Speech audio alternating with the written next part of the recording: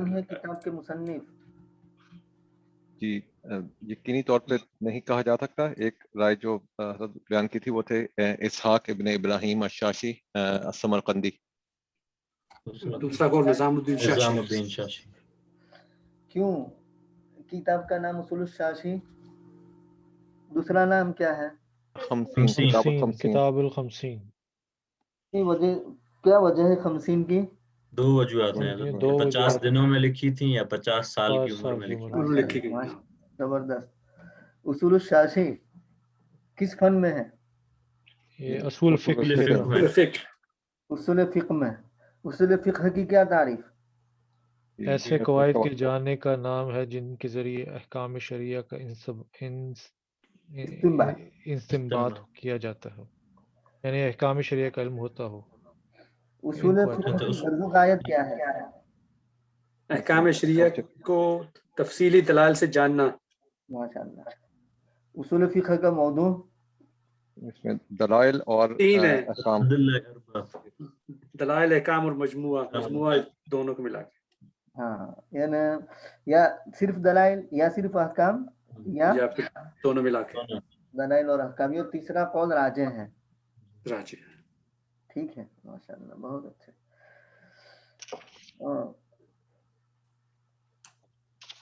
Doctor صاحب ترجمہ کریں. الحمدللہ الذی اعلی منزلۃ المؤمنین بکریم خطابہ کا. بسم اللہ الرحمن الرحیم. سب تعریف اس اللہ کے لیے جنہوں نے مومنین کا مقام بلند کیا اپنے عمدہ خطاب سے، بکریم خطابی، اپنے تکریم والے. مومنین کے لیے یاد رکھنا انتم الاعلون، اور کریم خطاب یاد رکھنا یا ایھا الذین آمنوا سے اپنے پیاروں کو خطاب کیا ہے. جی اور بلند کیا وہ ورفع درجۃ العالمین، عالمین نہیں عالمین، ہاں عالمین کا جو اس کے جاننے والے ہیں ان کے درجے کو کتاب کے معنی کے جاننے والوں کو درجوں کو بلند کیا. پیچھے سے ترجمہ کرو آگے آؤ. اپنی کتاب کے معنی کو جاننے والوں کے درجے کو بلند کیا. والذین اوتوا العلم درجات کی طرف اشارہ ہے. یرفع اللہ الذین آمنوا منکم والذین اوتوا العلم درجات. اور خاص کیا مستنبطین کو جنہوں جو اس میں سے مسائل نکالتے ہیں ان میں سے مزید اصابت اور ثواب کے لیے، یعنی ان کو للمجتہد ہاں ان اصاب فلہ اجران وان اخطا فلہ اجر. اس کی طرف اشارہ ہے. جی ماشاءاللہ. اور سلام اور صلات درود شریف نبی اکرم صلی اللہ علیہ وسلم پر، ان کے اصحاب پر، اور سلامتی ابو حنیفہ پر اور ان کے احباب پر. اور بعد پھر اصول فقہ کو بتاتے ہیں. اس میں وہ نقطہ جو حضرت نے بتایا تھا کہ اعلیٰ یہ ناقص ہے کیونکہ یہ آخر میں حرف علت آیا نا، اس لیے یہ عام مومنین کے لیے لے آئے. اور رفع یہ صحیح ہے، رافع تینوں صحیح حروف ہیں اس لیے علماء کے لیے صحیح ہے علماء.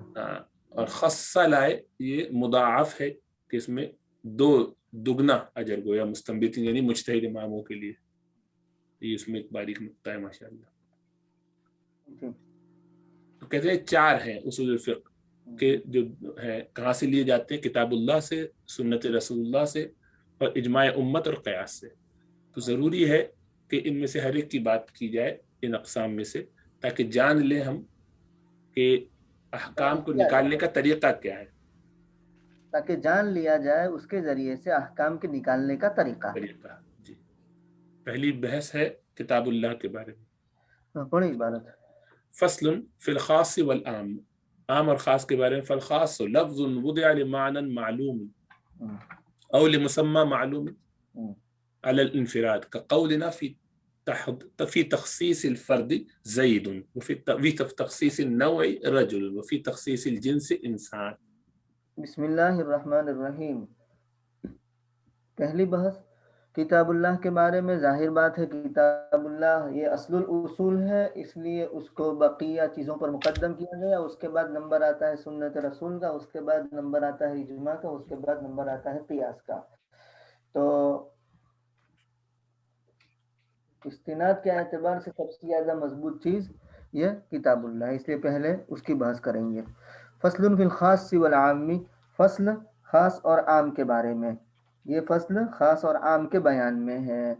خاص کی تعریف کر رہے ہیں. فالخاص لفظ، خاص وہ لفظ ہے جو وضع کیا گیا ہو معنی معلوم کے لیے، معلوم معنی کے لیے، یا معلوم ذات کے لیے، یا معلوم ذات کے لیے.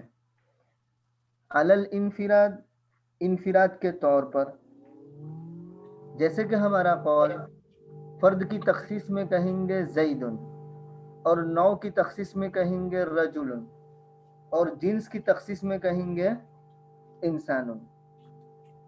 تو گویا کہ خاص کی 3 قسمیں بیان کر دی. خاص الفرد کہہ لو، خاص النوع کہہ لو، خاص الجنس کہہ لو. خاص الفرد زید، خاص النوع رجل، اور خاص الجنس انسان. خاص الفرد اور خاص العین ایک ہی معنی میں ہے، یعنی معین شخص، معین ذات، لمسمى معلوم جو کہا گیا ہے وہ. اور خاص النوع کا مطلب یہ ہے کہ معنی کے اعتبار سے اس کی نوع خاص ہو. اس کے مصداق متعدد ہوں گے لیکن معنی کے اعتبار سے اس کی نوع خاص ہوں گی. مثال کے طور پر رجل، تو معنی کے اعتبار سے اس کی نوع خاص ہے، عورتوں کو نکال دیا، مرد اس میں رہیں گے، اگرچہ اس کے مصداق بہت سارے ہوں گے، حفیظ، فاروق، ابراہیم، اسماعیل، سلیم، یہ سارے اس کے مصداق ہوں گے، تو اس کے مصداق متعدد ہوں گے. اور خاص الجنس کا مطلب یہ ہے کہ معنی کے اعتبار سے اس کی جنس ہو. جیسے انسان، تو انسان کہہ کر کے حیوان کو نکال دیا، یعنی حیوان ناطق رہے گا، دوسرے حیوان کو نکال دیا. تو اگرچہ اس کے بھی مصداق تو متعین ہوں گے، بہت سارے ہوں گے. انسان میں مرد بھی آ جائے گا اور عورتیں بھی داخل ہو جائے گی. تو صاحب اصول الشاشی نے خاص الجنس کی مثال میں انسان کو پیش کیا ہے. اور جب منطق آپ پڑھیں گے تو مناطقہ اس کو جنس کی مثال، نوع کی مثال میں پیش کرتے ہیں. انسان کو کس کی مثال میں پیش کرتے ہیں؟ نوع کی مثال کو. اصل میں اصولیین اور مناطقہ کے درمیان جنس اور نوع کی تعریف میں تھوڑا سا اختلاف ہے. اور اختلاف کی بنیاد کیا ہے کہ اصولیین اغراض اور مقاصد سے بحث کرتے ہیں. اصولیین کس سے بحث کرتے ہیں؟ اغراض اور مقاصد. اور اہل منطق مناطقہ یہ حقائق سے بحث کرتے ہیں. مناطقہ کس سے بحث کرتے ہیں؟ حقائق سے، حقیقت سے. تو اصولیین کے نزدیک جنس اور نوع کی تعریف کیا ہوگی کہ جنس وہ کلی ہے جو ایسے بہت سے افراد پر مشتمل ہو جن کی غرضیں الگ الگ ہوں. یہ جنس کی تعریف کریں گے کون؟ اصولیین. جنس وہ کلی ہے جو ایسے افراد پر مشتمل ہو جن کی غرضیں الگ الگ ہو. اور نوع وہ کلی ہے جو ایسے بہت سے افراد پر مشتمل ہو جن کی غرض ایک ہو. نوع وہ کلی ہے جو ایسے بہت سے افراد پر مشتمل ہو جن کی غرض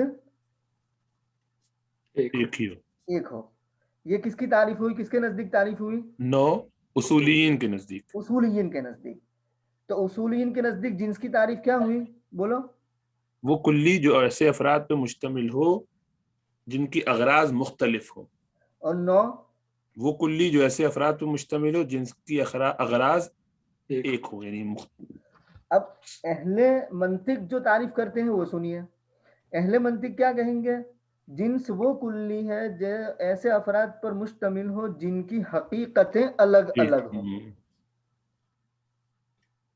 اور نوع وہ کلی ہے جو ایسے افراد پر مشتمل ہو جن کی حقیقت ایک ہو. تو بس حقیقت اور اغراض یہ فرق ما به الامتیاز چیز یاد رہنی ہے. اب انسان کے تحت چونکہ 2 فرد ہیں نا، انسان کے تحت کتنے فرد ہیں؟ 2. کون کون؟ مرد اور عورت. مرد اور عورت. اور دونوں کی غرض پیدائش کی غرض الگ الگ ہے نا. بالکل. مرد کی پیدائش کی غرض نبی ہونا، امام ہونا، حدود اور قصہ میں گواہ ہونا. जुमा ईदैन कायम करने वाला होना। और औरत की पैदाइश का मकसद और गर्ज क्या है? कि वो मर्द के लिए फिराश बने, बच्चे जने, घर का अंदर का जो निजाम है वो चलाए। इसलिए इंसान अहले उसूल के नजदीक जिन्स होगा। हो गया ना जी बिल्कुल जी। और मर्द और औरत सबकी हकीकत एक है, इसलिए अहले मंतिक के नजदीक इंसान नौ होगा। समझ में आया? जी हाँ बिल्कुल। जी। रजुल ऐसी कुल्ली है जो ऐसे अफराद पर मुश्तमिल है जिनकी गर्ज एक है। तो अहले उसूल के नजदीक रजुल नौ हो गया।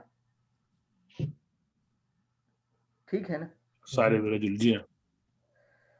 ज़ैद एक मुतय्यन शख्स है, उसकी वजह के एतबार से शिरकत का एहतमाल नहीं रखता, अगरचे ताद्दुद वजह के एतबार से शिरकत का एहतमाल रखता हो, वो अलग बात है। यानी एक नाम ज़ैद नाम के बहुत सारे शख्स हो जाए वो अलग बात है। जिस मुतय्यन ज़ैद की बात हो रही है वो तो अकेला ही है। जी हाँ, तो खास की तारीफ क्या हो गई? लफ्जुन बुदिया लिमाना मालूमी, मालूम माने के लिए या मालूम जात के लिए, इनफिरादगी तौर पर, यानी अलग अलग तौर पर। जैसे कि हमारा कौल फर्द की तखसीस में कहेंगे ज़ैद, और नौ की तखसीस में कहेंगे रजुल, और जिन्स की तखसीस में कहेंगे इंसान। जी हज़रत एक सवाल था वो जरा कि रजुल मंतकी तौर पे कैसे मुख्तलिफ हकीकत से है? ये उनकी हकीकत मुख्तलिफ है मंतकी तौर पे। रजुल में ये तो नहीं कहा। नहीं, ऐसा नहीं है। नहीं, ये नहीं कहा, उल्टा जिन्स जो है वो नौ है उनके नजदीक। हाँ, इंसानों की जो जिन्स है, इंसान जिन्स नहीं है बल्कि नौ में है, वो ये कहते नौ में। यानी रजुल को तो नहीं कहते थे, रजुल का तो मकसद सबका एक ही है, तो वो तो उनको तो इससे कोई गर्ज नहीं। फर्क जो आएगा वो इंसान में आएगा। इंसान में चूंकि मर्द औरत दो हो गए, तो वो मनातिका कहेंगे कि अगरचे एक दो हो या 25 हमें से कह लेने देना, सबका मकसद तो एक ही है ना। उनकी हकीकत यानी अंदर का स्ट्रक्चर तो एक ही है। सही सही। तो वो इंसान को 9 में डाल देंगे, जबकि यहाँ पर ये जिन्स में डाला जा रहा है, क्योंकि जिन्स के हिसाब से हमारे यहाँ मर्द औरत दो अलग हो गए उसूलियों के नजदीक, क्योंकि अगराज मुख्तलिफ है। जबकि मनातिका ये कहेंगे कि इनकी अगराज से कोई ताल्लुक नहीं, अंदर तो हड्डी यहाँ सबकी एक ही जैसी है ना, गोश्त खून पोस्ट सब एक ही है। मनातिका के नजदीक जिन्स की क्या मिसाल है? हैवान। शाबाश, हैवान। हैवान, समझे? कि उसमें ऐसे बहुत सारी आ गए मखलूकात के जिनके अलग अलग असल है, यानी उसकी हकीकत जो है वो अलग है। कोई जानवर है, कोई इंसान है, कोई बंदर है, जो भी है।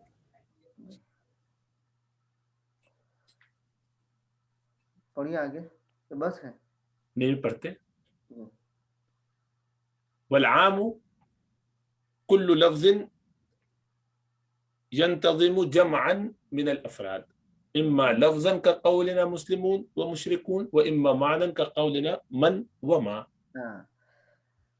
आम की तारीफ, आम हर वो लफ्ज़ है जो शामिल हो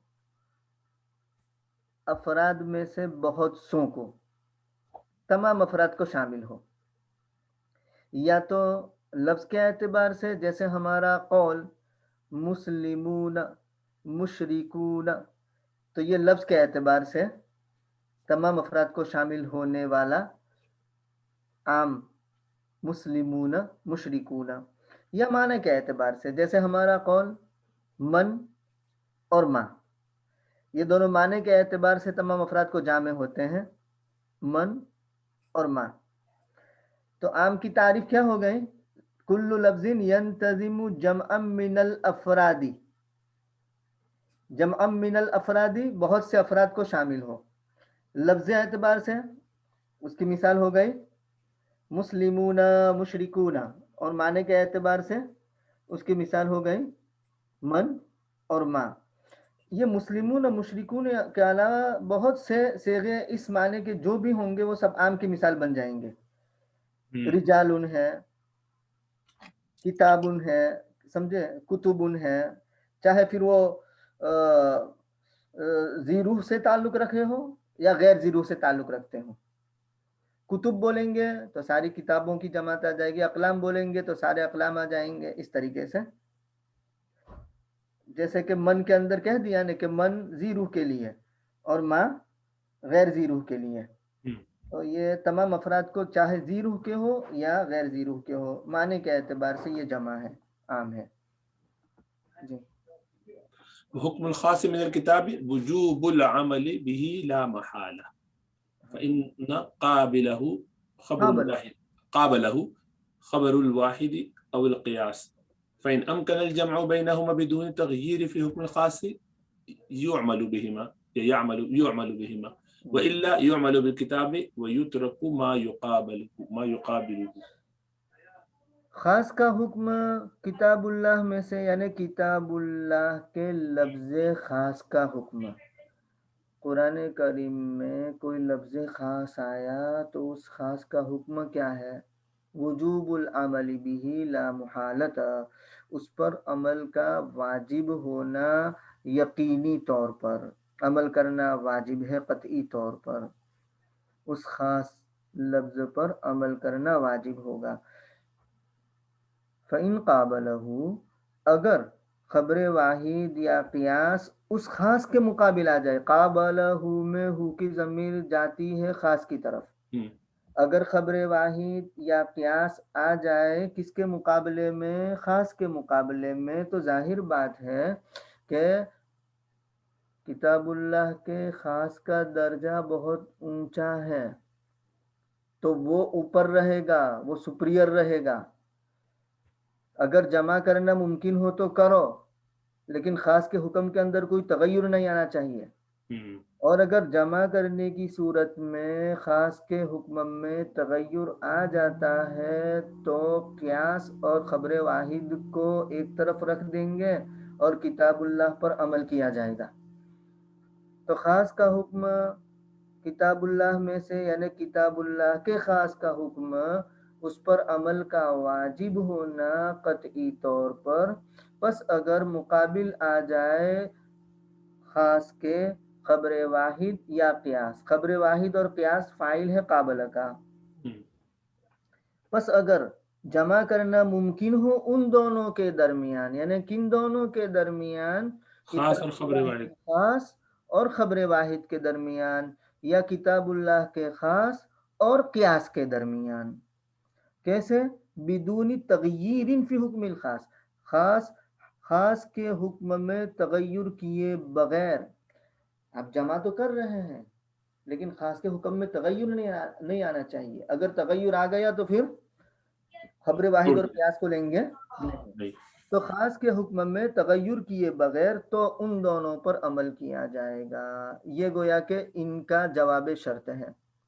وَإِلَّا يُعْمَلُ بِالْكِتَابِ، ورنہ تو کا مطلب یہ ہے کہ کتاب اللہ پر عمل کیا جائے گا. کب؟ جبکہ خاص کے حکم میں جمع کرنے کی صورت میں تغیر آتا ہو تو. ورنہ تو عمل کیا جائے گا کتاب اللہ پر اور ترک کر دیا جائے گا اس چیز کو جو اس کے مقابل ہے، یعنی خبر واحد یا قیاس، جو اس کے مقابل اس کو ترک کر دیں گے اور کتاب اللہ پر عمل کیا جائے گا. تو یہ خبر واحد سے مراد کیا ہوگی؟ خبر واحد ایسی حدیث جو متواتر نہ ہو. ہاں اچھا، اور اگر متواتر ہو اور اس پہ پھر کیا حکم ہوگا خاص وہ کتاب کے مطابق؟ ہاں، مشہور اور متواتر جو ہے نا تو اس کا حکم الگ ہے، وہ آگے آئے گا. ہم نے نخبۃ الفکر میں وہی ہے، اس سے تخصیص کی جا سکتی ہے. اس سے خاص کے حکم میں تفصیل آئے گی، وہ آگے آئے گی. اور یہی بتانے کے لیے، اسی لیے جب آپ کو یہ مسئلہ سمجھ میں آ جائے گا تو بہت سارے احناف کے جو نظر آتے ہیں نا کہ اصول بھئی یہ تو بخاری کی حدیث صاف ہے، مسلم کی حدیث صاف ہے، اس کے باوجود یہ اس پر عمل نہیں کرتے ہیں، تو سب اس سے سمجھ میں آ جائے گا کہ چونکہ قرآن کی ایک آیت اس کے خاص یا اس کے مقید کو یا اس کے کسی اہم حکم کو تبدیل ہونا ائمہ ثلاثہ جو ہے نا ان کے نزدیک خبر واحد سے بھی خاص میں تخصیص ہو سکتی کر ہے، سکتے، تبدیلی لا سکتے ہیں، لیکن امام ابو حنیفہ کے یہاں خبر واحد سے نہیں ہو سکتی. ہاں جمع کرو ممکن دونوں ہو کو ساتھ ملا لو. تو پھر ٹھیک ہے، لیکن جمع کرنے کی صورت میں خاص کے کتاب اللہ کے خاص کے حکم میں کوئی تبدیلی گڑبڑ اور نہیں. تغیر آ جاتا ہے تو پھر نہیں. قانون یہ ہے جب اصول یہ بنا دیا تو ظاہر بات ہے اس کے تحت چلنا پڑے گا، کیونکہ قرآن کا بہرحال مقام بہت اونچا ہے.